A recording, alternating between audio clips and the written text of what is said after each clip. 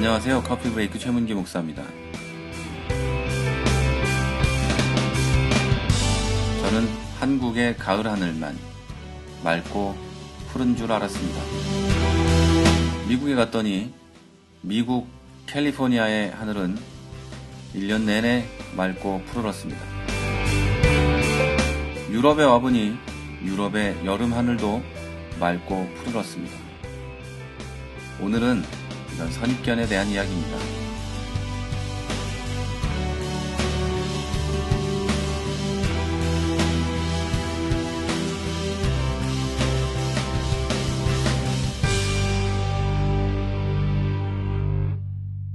몇 번 들으셨는지 모르겠지만 제가 신학교에 다닐 때 같은 학교 학생들은요, 제가 신학과 학생인지 몰랐습니다.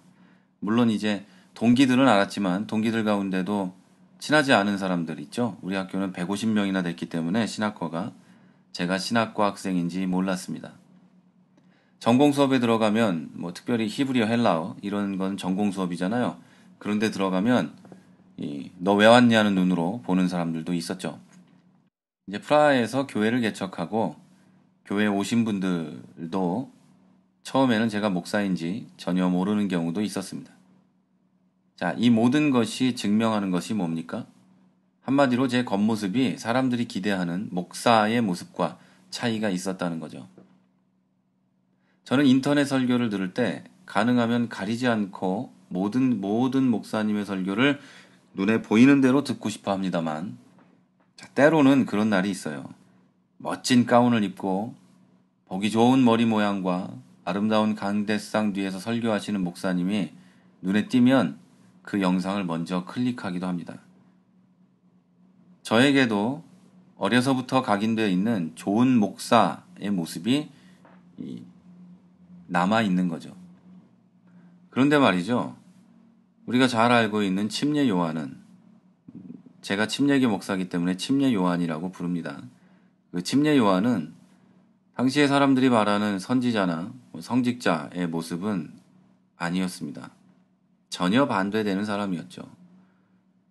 광야에 나가 살면서 메뚜기 먹고 꿀 따먹고 이러고 사는 사람이니까요.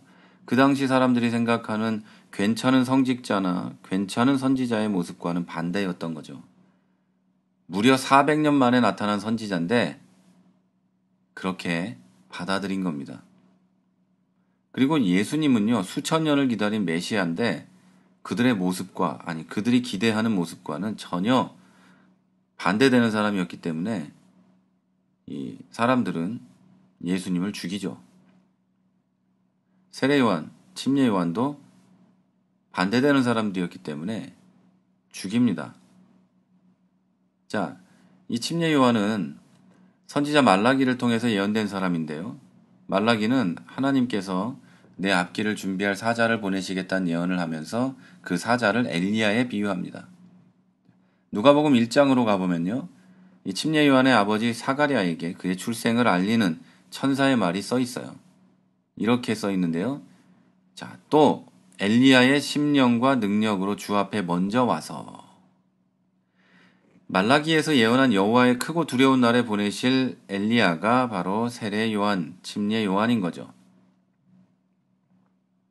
엘리야는 당시 사람들이 모두 싫어하는 사람이었어요. 왕도 왕비도 그를 죽이려고 혈안이 돼 있어요.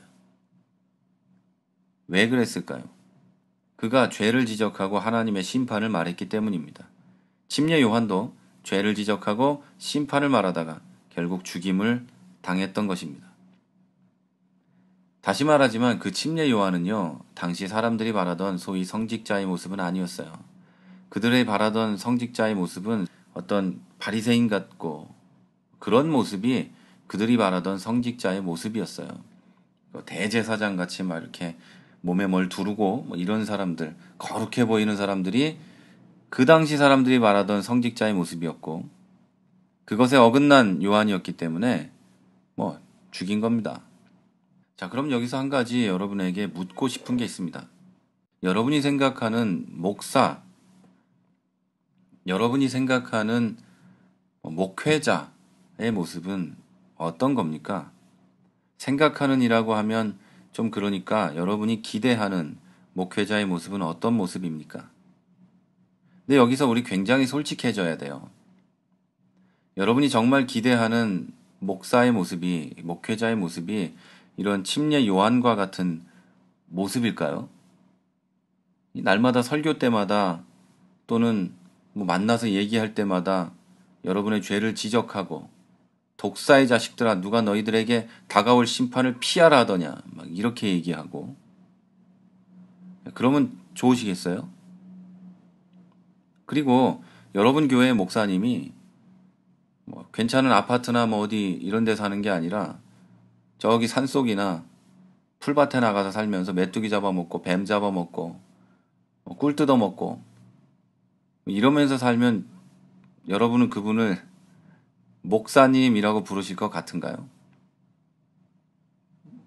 그분의 메시지가 정말 훌륭한 메시지고 하나님의 말씀을 대언하는 것으로 보인다 하더라도 그분의 겉모습 때문에 그분을 거부하지 않을까요? 지금 여러분이 생각하는 목사의 모습은 또 성직자의 모습은 침례 요한 같은 그런 모습은 아닐 수 있습니다. 자, 그러면 조금 다른 면으로 한번 생각해 볼까요? 그렇다면 가운을 입고 좋은 강대상 뒤에서 설교하고 계시는 그런 목사님들은 또 평소에도 늘 양복을 입으며 어디에 가든 2대8 가름말을 하신 그런 목사님들은 혹시 가짜 목사일까요? 여러분의 교회 목사님은 어떠십니까? 여러분 교회 목사님은 목사답습니까? 아니면 저게 목사면 나는 목사 할아버지다. 뭐 이런 정도입니까? 또 뭐 우리 좀 더 가깝게 볼까요? 여러분의 교회의 장로님들은 장로답습니까?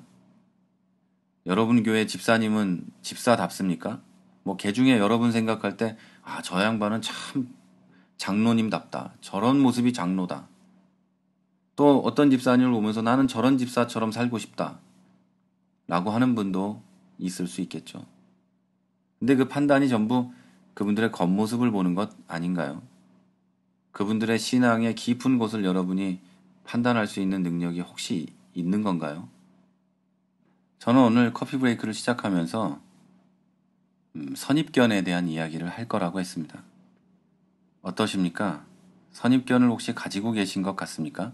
아니면 나는 선입견 따윈 없어 라고 생각하십니까? 그런데 말이죠. 우리가 혹시 선입견을 가지고 목사님을 바라보고 성도들을 바라보고 또 청년 학생들을 바라보고 있다면 우리는 나와 다르다고 하면서 내 기대와 다르다고 하면서 엘리야와 침례 요한을 죽이려던 가짜 선지자들, 성직자들, 유대교인들하고 하나도 다를 게 없을 겁니다. 왜냐하면 그들이 그랬던 것처럼 내 모습이 정당하다는 걸 보이기 위해서 멀쩡한 사람들을, 괜찮은 사람들을 비난하고 악인으로 몰아야만 하기 때문에 그렇습니다. 이것이 선입견인 겁니다. 교회 안에서의 선입견, 이 정도로 위험한 겁니다. 여러분이 지금 가지고 있는 선입견이 있으시다면, 특별히 교회 안에 다른 성도들을 향한 선입견이 있다면 버리시기 바랍니다. 저 사람은 저래서 그럴 거야.